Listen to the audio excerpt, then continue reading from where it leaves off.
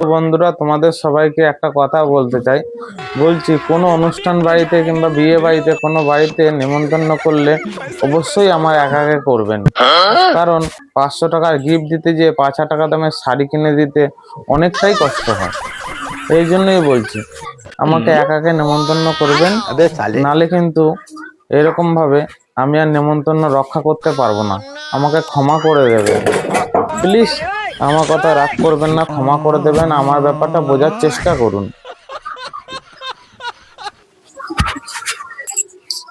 ক্ষমা চাও, ক্ষমা চাও,